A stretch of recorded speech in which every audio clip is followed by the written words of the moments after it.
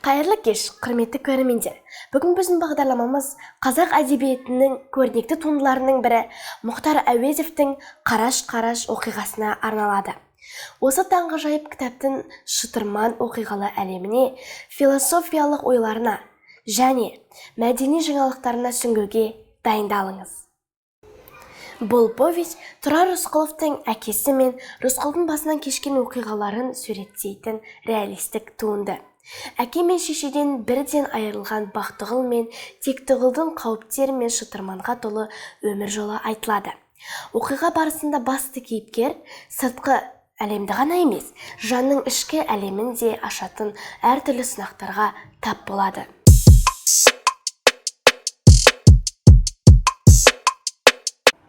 Бүгінгі қонағымыз 8-ші А сынып оқушысы Жорабек Биболат. Қош келдіңіз.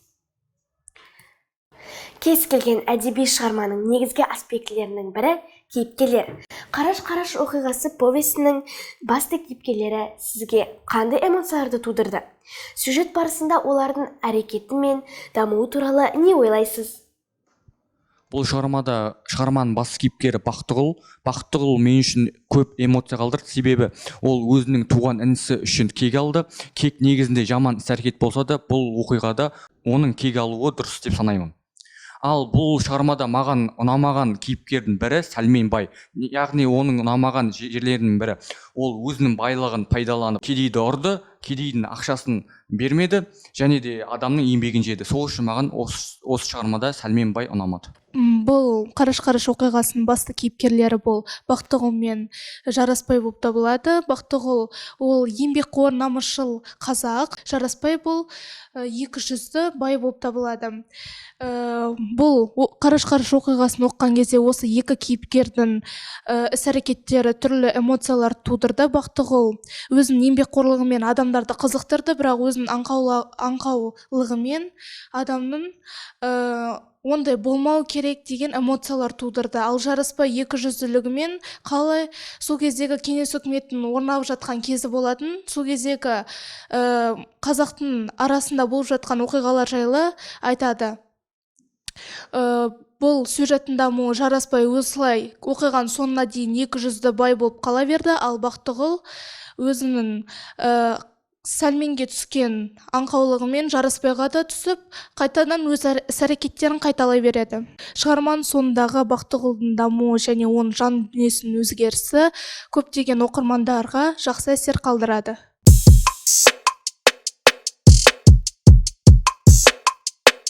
Мұхтар Әуезовтің шығармалары көптеген тақырыптар мен символизмдермен байытылған. Автор өз жұмысы арқылы қандай терең идеяларды жеткізуге тырысты? Повестің мағынасын түсіну үшін қандай белгілерді ерекше атап өтер едіңіз? Негізінде бұл шығармадан негізгі идеялар бұл барымтаға бармау, ұрлық жасамау, кек алмау сияқты идеялар. Ал осы идеяларды көрсететін бұл шығармадағы Бақтығұлдың іс-әрекеттері.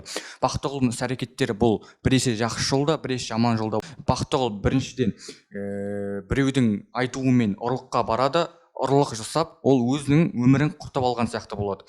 Ал екіншіден, ол бір мәтіннің мазмұны бойынша бір жерлерде еңбек етіп, өз өмірін түзей бастайды, ал бір жерлерде жаман іс-әрекеттерге барады. Негізінде бұл шығармада автор бізге білім алып, білімге құштар болуды айтқысы келеді, және де жаман іс-әрекеттерге бармау екенін түсіндіргісі келеді деп ойлаймын.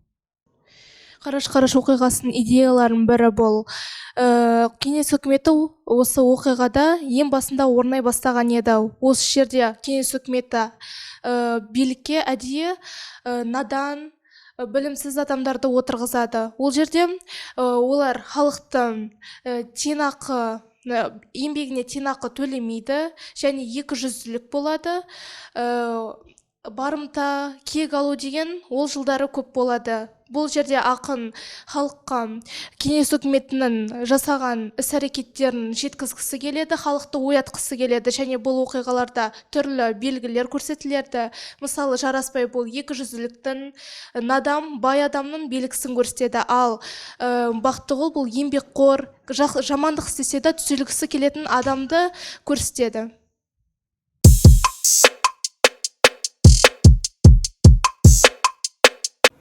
қараш-қараш оқиғасы оқырмандарға түрлі эмоциялар сыйлайды. Бұл повесть сізді қандай сезімге бөледі? Сізді қатты ренжіткен немесе таңғалдырған сәттер болды ма? Мен бұл шығарманы оқыған кезде ең басында маған түрлі эмоция сыйлады. Ең басында ең бірінші кейіпкер Бақтығұл маған ұнамады, себебі оның іс-әрекеттері барымтаға баруы, ұрлық жасауы маған ұнамады. Ал одан кейін барып даму үдерісіне келген кезде Бақтығұлдың жақсы жаққа түсуі, еңбек етіп ақша табуы маған ұнады. Ал шығарманың соңына қарай менің бойымда жаман бір қорқыныш сезім пайда болды. Яғни қараш-қараш тауына барған кезде Бақтығұл оқ атады байға, сол кезде ол оқ кімге түсті, кімге барды, кім өлді, кім тірі қалды деген сияқты менде сұрақтар пайда болды. Яғни бұл оқиғаның соңында менің көңіл күйім болған жоқ. Қорытындылай келе мені таңғалдырғанда, ренжіткенде бұл шығармада кейіпкер Бақтығұл. Қараш-қараш оқиғасы адамды түрлі эмоцияларға бөлейді. Мысалы айтсақ, Бақтығұлдың жараспай ауылына жұмысқа тұрып, еңбекқор болып, және ел арасында жақсы атпен танылғаны мені қатты қуантты. Содан кейін Тектіғұлдың Сәлменге қаншама жыл жұмыс істеп, бірақ жақсы жалақы төленбей, және оны көп жігіт ұрып тастауы мені қатты ызаландырды. Сонымен қатар Жараспайдың екі жүздігі және Бақтығұлға жасаған сатқындығы мені қатты ренжітті деп айтуға болады. Мені қатты таңғалдырған және ренжіткен кейіпкерлердің бірі бұл Жараспай. Өткені таңғалдырғаны бұл Бақтығұл көптеген ауылдарға жаман атымен ұрлықшы ретінде танылды, бірақ Жараспай оны қандай өзінің бос болғанына қарамай, және ол оның атын құртуына, бұл ауылда мынандай адам жүр, қалай біз оған партияның билігін береміз деген басқа адамдар ойлай ма деп, оны ойлайды ма, ойламай ма деп ойланбай тез-тез қабылдап алады. Ал ренжіткені бұл Бақтығұлға сатқындық жасауы, барлық өзінің жасаған қылмыскерлігін Бақтығұлға жабуы.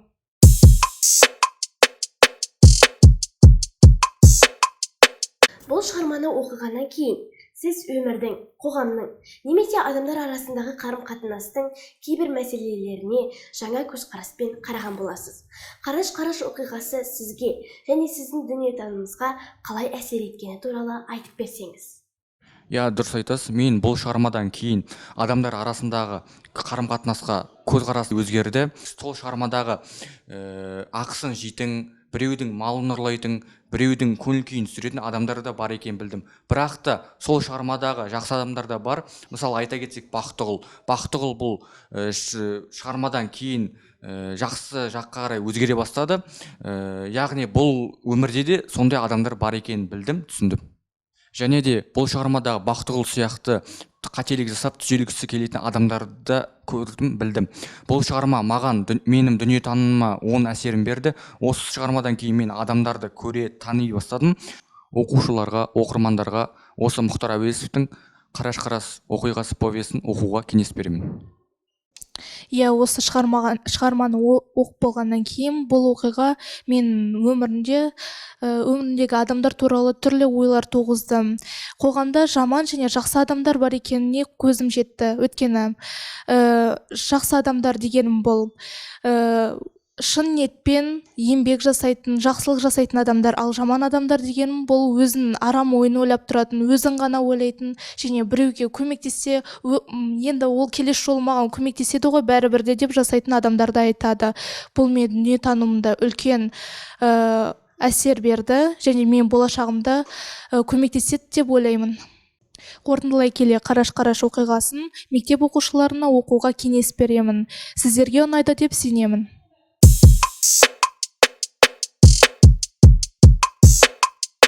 Мұхтар Әуезовтің Қараш-қараш оқиғасы туралы осы қызықты ойларыңызбен бөліскеніңізге рахмет. Біздің шолу сізді осы шығарманы қайта оқуға, немесе бірінші рет оқуға шабыттандырады деп үміттенеміз. Келесі кездескенше қош сау болыңыздар.